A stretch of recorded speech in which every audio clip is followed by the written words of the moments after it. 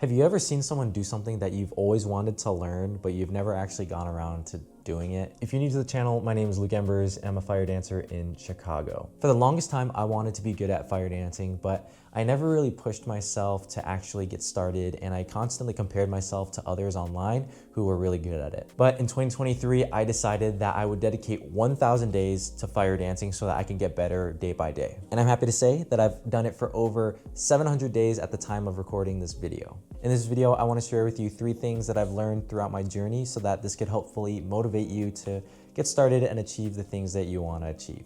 Lesson number 1, you have to be intentional. I remember the first couple of days of when I started this challenge, and honestly, I was so close to already failing at it because it'd be 11 o'clock p.m. and I'm like, oh crap, I have to spin. That's when I was starting to realize that, you know what, I'm not being as intentional as I need to be, and dedicating time and scheduling time throughout my day to actually practice a little bit. It's not something that you can just be passive and do on the side. It's something that you have to actively engage with so that you learn. Think about it. If you went to school, college, high school, whatever, you don't really memorize something by just cramming it the night before and then calling it a day, right? You actually learn something by studying, looking at flashcards, taking the time to memorize things so that you can remember it for the future. So I started actually scheduling time in my day to practice. Whether that was 5, 10, 15 minutes, 20 minutes, 30 minutes, or even an hour, I made sure that I put time in my day to actually practice. As a result, by doing this, a couple weeks into it, I was starting to just have a natural intuition of like, oh,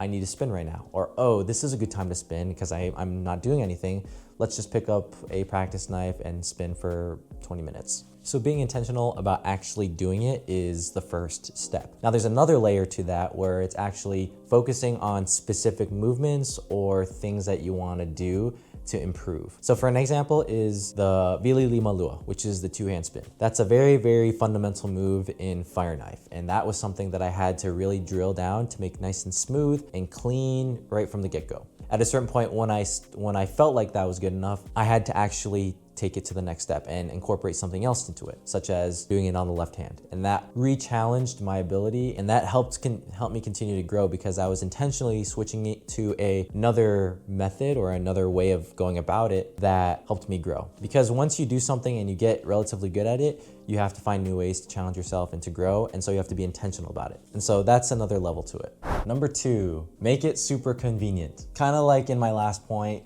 there are so many times where I just don't want to spin, or I don't have my practice fire knife with me, or it's a super busy day, I'm out and about and I'm not home to have time to practice. Well, making it convenient makes a world of a difference. So what I did was I actually made another practice fire knife and I put it in my car. So whenever I was out and about or I was going somewhere, I always had a fire knife on hand for me to practice. I remember also in those early days where I didn't do this, I was driving around and again, it's late at night and it's like, oh crap, I have to go home and spin, or I have to find something, like anything to spin. The best practice comes from actually mimicking what you're trying to do in application. I've gone many days where I'm spinning like a rake, or I'm spinning an umbrella or a broomstick, something along those lines where I didn't have a practice fire knife on hand. And those were the hardest days because I had to go out and try to find something in addition to actually spinning.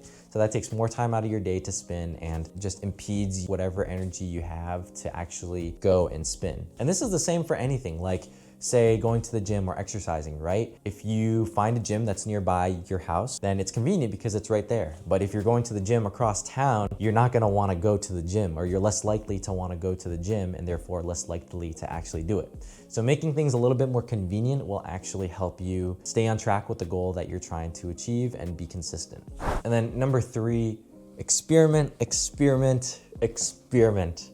I cannot emphasize it enough. You have to experiment, you have to push yourself, you have to try new things, be creative, and really just see what you can do from your own creative mind to incorporate your own style or influence into something. Yes, there can be a structure or certain fundamentals that you need to follow in order to do a movement right or do something the correct way. But ultimately, it's about how can you push your own boundaries, how can you be creative in trying to do something in a new or exciting way that drives the most results. For example, I recently posted a video where I incorporated flips into my fire dancing. For the longest time, I was training flips and gymnastics and tricking, but I never actually applied it into my fire dancing. In the fire dancing community, there isn't anyone else who really does flips in their routine. And so to really push the boundaries of the sport or the activity or thing that you're trying to learn, you should try to experiment and apply new things into your training. Add some flair, add your own style to it so that you can see what comes out of it, because you never know. The people who created that foundation experimented and tried to find out what worked for them and what worked best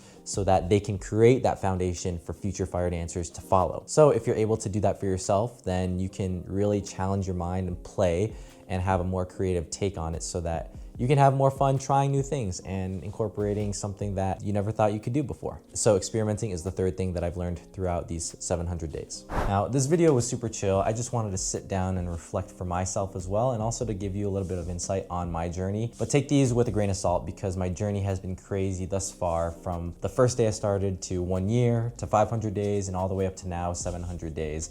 And I want to be able to continue reflecting on this journey as I reach my 1,000 day goal. So I'm hoping to make a video like this once I reach 800 days, as well as 900 days, and ultimately 1,000 days. I hope you took a little bit of knowledge from this, and if there's something in your mind that you've wanted to try or get better at for the longest time but have kind of pushed it to the side, take these lessons into consideration, because they may be the thing that'll help you work towards your goal, or at the very least get started. And of course, it's all about consistency, continuing to do it every single day, but really making sure that you work with intention, that you are making it convenient, and that you are experimenting will help you along the journey for whatever it is that you are trying to learn or do. If you want to see my journey in real time, check out my TikTok at Luke Embers, and you'll see all of my videos from day 1 all the way to 700 and beyond. And with that said, that's all I got for you guys. I hope you enjoyed the video. Like always, be what remains, and I will see you at 800 days. Peace.